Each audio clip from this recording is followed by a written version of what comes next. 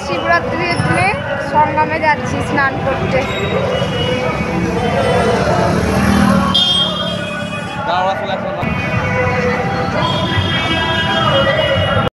আমাদের হোটেলটা স্টেশনের একদম পাশেই, আর স্টেশন থেকে সঙ্গম বেশ অনেকটা।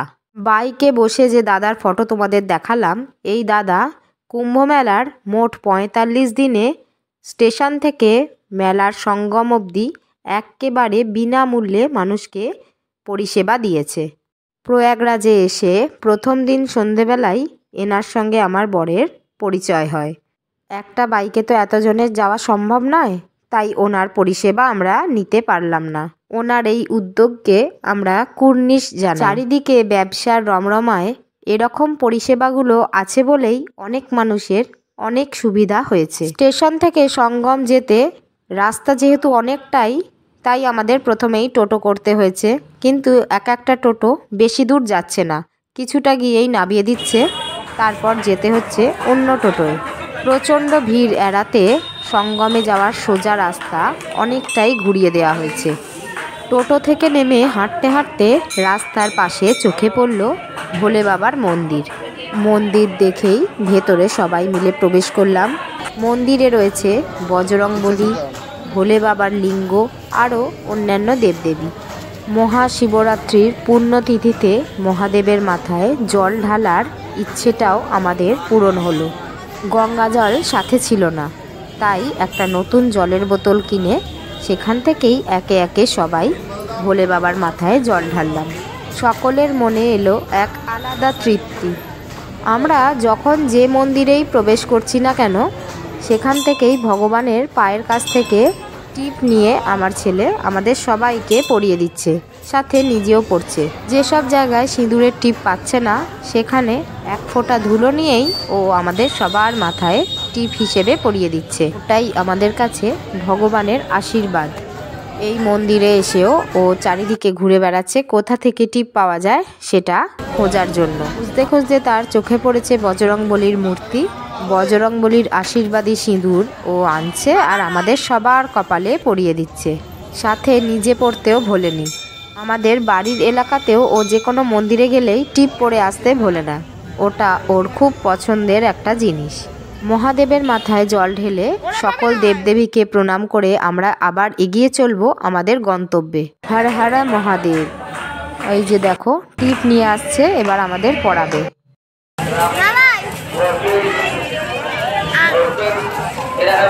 আমরা হাঁটতে পারছি না, আমাদের পিছিয়ে ওরা আসছে। মন্দির থেকে বেরিয়ে অনেকটা হাঁটার পর অবশেষে চোখে পড়ল ভ্যান। সাথে সাথে আমরা ভ্যানে উঠে পড়েছি। আমার ভাই আর আমার বর ভ্যানে ওঠেনি, বাকি আমরা চারজন ভ্যানে উঠেছি। মা আর ছেলে একদমই হাঁটতে পারছে না, তাই ভ্যানে উঠতে বাধ্য হলাম। অগুন্তি মানুষ হেঁটে চলেছে, সবার একটাই গন্তব্য, মহাকুম্ভের পুণ্য স্নান। ভ্যানে উঠে আমি, ছেলে আর মা তো ভালোই যাচ্ছি। বাবা বলছে এর থেকে হেঁটে যাওয়া বেশি ভালো ছিল।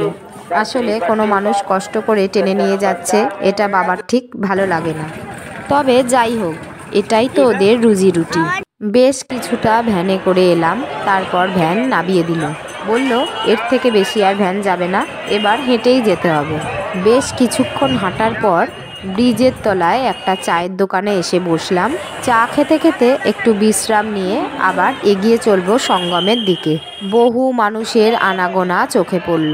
বহু মানুষ পুণ্য স্নানের উদ্দেশ্যে এগিয়ে চলেছে সঙ্গমের দিকে, আবার অনেকেই পুণ্য স্নান সেরে ফিরছে স্টেশনের দিকে। দূরে দেখা যাচ্ছে মানুষের ঢল।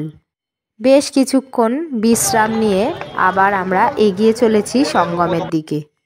আমার বর এই নিয়ে ৩ বার মহাকুম্ভে স্নানে এলো। মকর সংক্রান্তির প্রথম স্নান, তারপর সরস্বতী পুজোর স্নান, আর আমাদের সঙ্গে মহাশিবরাত্রি স্নান। হাঁটতে হাঁটতে পৌঁছে গেছি কচ্ছপ দ্বারের কাছে। আমার বরের কথায় জানলাম প্রত্যেকবারই সঙ্গমের রাস্তা বিভিন্নভাবে ঘুরিয়ে দেওয়া হয়েছে ভিড় এড়াতে। প্রবেশ করব কচ্ছপ দ্বার দিয়ে। মহাশিবরাত্রির দিনে মহাকুম্ভে স্নান করতে এসেছি সপরিবারে। হর হর মহাদেব। কচ্ছপদার পেরিয়ে বেশ কিছুটা যাওয়ার পর এলো নন্দীদার। নন্দীদার পার করেও হাঁটতে হাঁটতে অবশেষে পৌঁছে গেলাম সঙ্গম দ্বারে। প্রবেশ করলাম সঙ্গম দ্বার দিয়ে। হাঁটতে বাকি এখনো বেশ কিছুটা। ছেলে বেশি হাঁটতে পারছে না, তাই ওকে ভোলাতে ওর পছন্দের কিছু জিনিস কিনে দেয়া হচ্ছে। ছেলের ইচ্ছে হয়েছে কাগজের ঘূর্ণি কেনার। ওটা হাতে পেয়ে সে এখন ভীষণ খুশি। সঙ্গমে এসে গেছি, একটা প্লাস্টিক পেতে আমি আর ছেলে বসে আছি। ছেলে তার পছন্দের ঘূর্ণি নিয়ে খেলতে ব্যস্ত। আকাশ দিয়ে হেলিকপ্টার, প্লেন উড়ে যাচ্ছে, সেখান থেকে ছড়ানো হচ্ছে ফুলের পাপড়ি। দেখতে ভারী সুন্দর লাগছে। 151 নম্বর সঙ্গম ঘাটের কাছে আমরা বসে আছি। স্নান ঘাটের কাছ থেকে বেশ কিছুটা দূরে বসে আছি।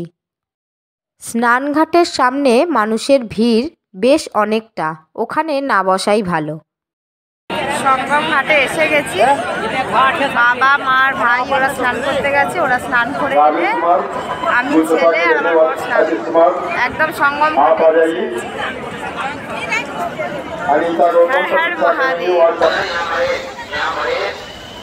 এদিকে তাকাবে। হ্যাঁ,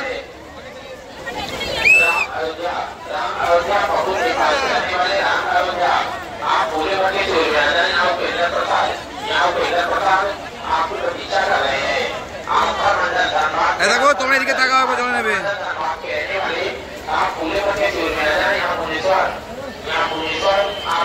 এই জলটাকে নমস্কার করো।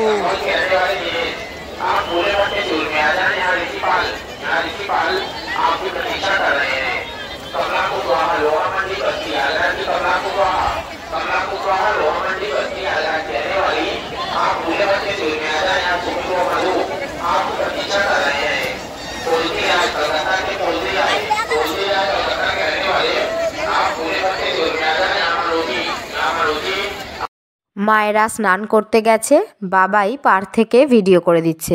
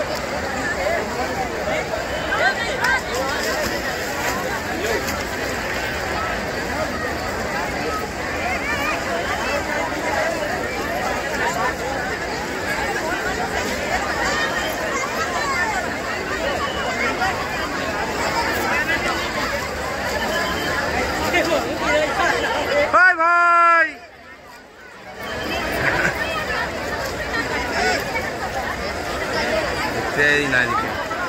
এই ভাই,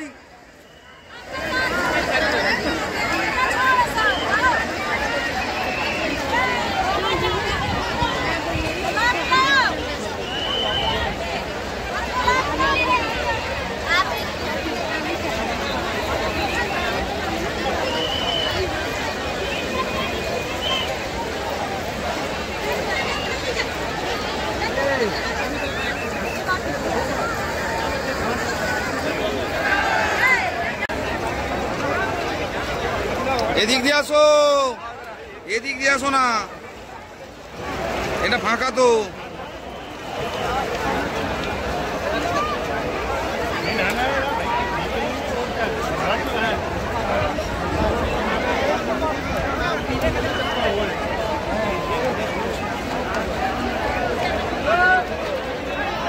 अगरबत्ती नहीं है क्या?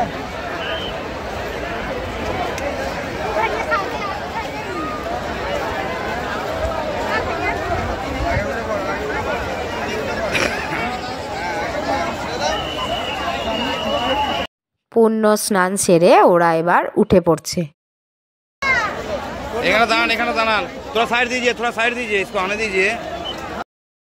যেহেতু প্রচুর ভিড়, তাই সবাই একসঙ্গে স্নান করা সম্ভব নয়। তিনজন করেই তাই স্নান করলাম, নয়তো ব্যাগ রাখার খুব অসুবিধা হতো। আমি আর ছেলে বসে আছি, মা বাবা ভাই আসার পর তারপর আমরা স্নানে যাব। কি দারুণ একটা যে মুহূর্ত বলে বোঝানো যাবে না। গঙ্গা যমুনা সরস্বতীর ত্রিবেণী সঙ্গম, সেখানে পুণ্য স্নানের উদ্দেশ্যে কোটি কোটি মানুষের সমাগম। এ যেন এক অখণ্ড ভারত দর্শন।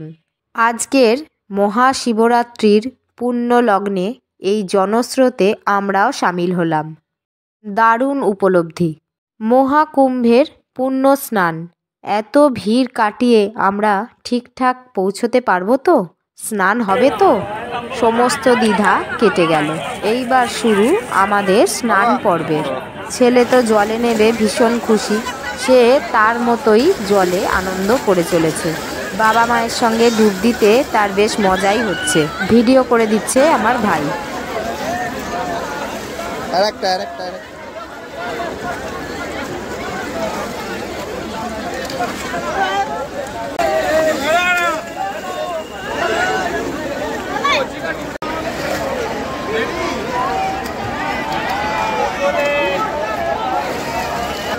সূর্য প্রণাম কর। এবার মন্ত্রটা বল, মন্ত্রটা।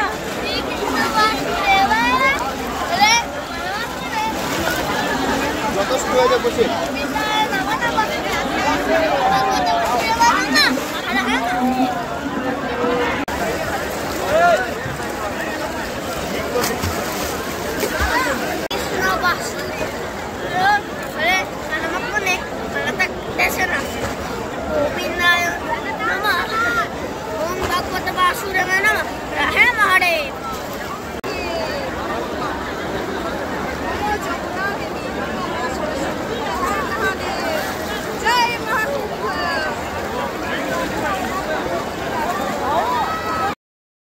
বেশ আনন্দ করেই সবাই মিলে স্নান করলাম।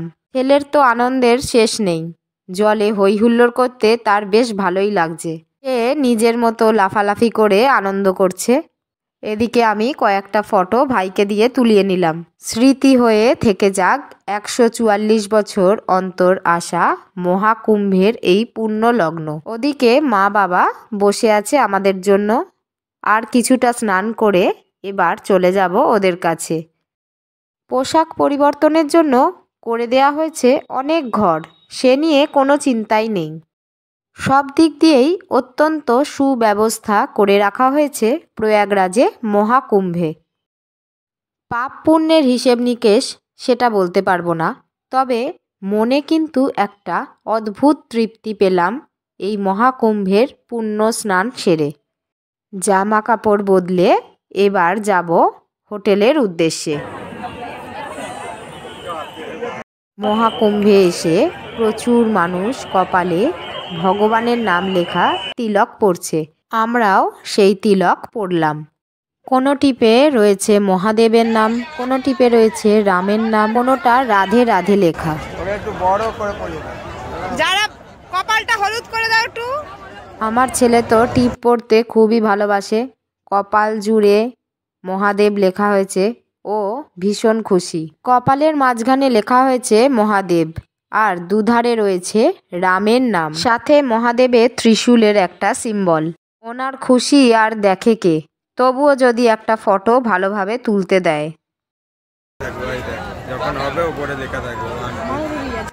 স্নান সেরে সকলে এখন একে একে ভগবানের নাম লেখা তিলক পড়ছি। সবার প্রথমে আমার ছেলে কপাল জোড়া টিপ পরে ভীষণ খুশি হয়ে গেছে। ওর খুশিতেই আমরা খুশি। আমিও কিন্তু বেশ এক্সাইটেড এই টিপ পড়তে। আমার ছেলে এখন ঘুরে ঘুরে দেখছে কাকে কীরকম টিপ পরানো হচ্ছে। হোটেলের কাছ থেকে লাড্ডু কিনে আনা হয়েছিল। স্নান করে সবাই একটু মিষ্টি মুখ করে টিপ পরে এবার আস্তে আস্তে রওনা দেবো হোটেলের দিকে। যেতে হবে অনেকটা পথ, গিয়ে আবার হোটেলও ছাড়তে হবে সাথে সাথেই। গতকাল সন্ধে 6টা বেজে গেছিল হোটেলে ঢুকতে। আজ সকাল 12টায় হোটেল ছেড়ে দিতে বলেছিল, কিন্তু সেটা তো সম্ভব নয়। যেহেতু আমরা আজকেই স্নান করব, তাই অত তাড়াতাড়ি হোটেল ছাড়া আমাদের পক্ষে সম্ভব নয়। তাই কথা বলে সময়টা পিছিয়ে বিকাল 5:30 থেকে সন্ধে 6টার মধ্যে সময়টা করা হয়েছে। তার মধ্যেই আমাদের হোটেলে পৌঁছে ব্যাগ গুছিয়ে বেরিয়ে পড়তে হবে। প্রয়াগরাজ থেকে বেনারস যাওয়ার পথে কোনো ট্রেনেই আমরা রিজার্ভেশন পাইনি, তাই অগত্যা কারেন্ট টিকিট কেটেই বেনারস আমাদের যেতে হবে। বাকি প্রত্যেকটা যাতায়াতেই ছিল আমাদের আগে থেকে কনফার্ম রিজার্ভেশন টিকিট। যে হারে ভিড় হচ্ছে, কোন ট্রেন পাবো, কোন ট্রেনে উঠতে পারবো কি পারবো না, সেই নিয়ে বেশ চিন্তায় আছি। আমি আর ছেলে একই ডিজাইনের টিপ পরেছি, বাকিরা একটু অন্যরকম পড়েছে। যাই হোক, বেশ পরিপূর্ণ লাগছে। এবার এগিয়ে চলি আমাদের গন্তব্য অর্থাৎ হোটেলের দিকে। মহাকুম্ভে আমরা স্নান করে শিবরাত্রির দিন এখন আমরা হোটেলের দিকে যাচ্ছি। হর হর মহাদেব।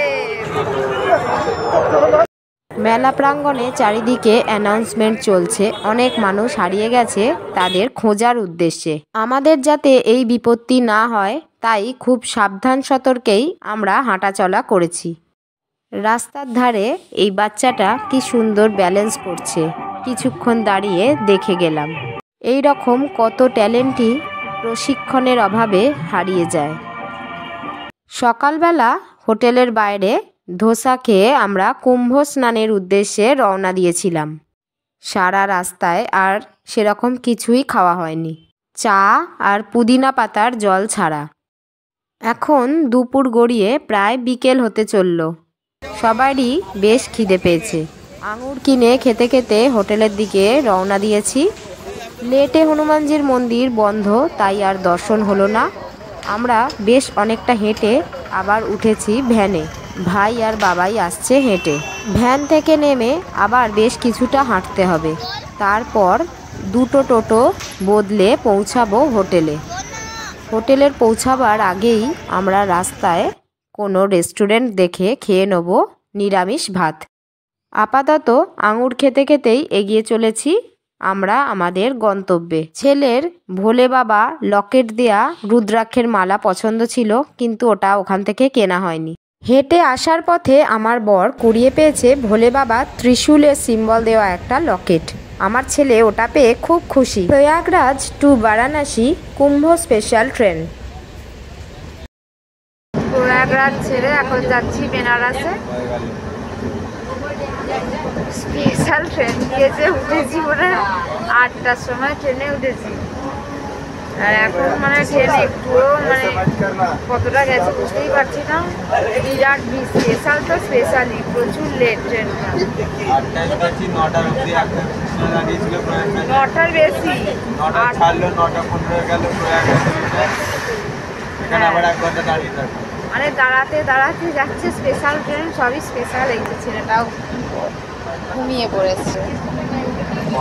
কুম্ভ স্পেশাল ট্রেনে ভেবেছিলাম উঠবো, খালি এসিতে যাতায়াত করছি, কুম্ভ স্পেশালে উঠবো। এদের ঠাকুর তুলেও দিয়েছে, এক্সপিরিয়েন্সও নিয়ে নিচ্ছি। ওইদিকে মা বসেছে, বাবা তো এই যে দেখো শুয়ে পড়েছে পুরো, দাঁড়িয়েছে। এখন বন্ধ হয়ে গেছে, এই যে এখানে নিচে বসে আছে। কখনো তো কষ্ট সহ্য করে নেওয়ার কষ্ট সহ্য করছে মানুষটা। ট্রেনের অবস্থা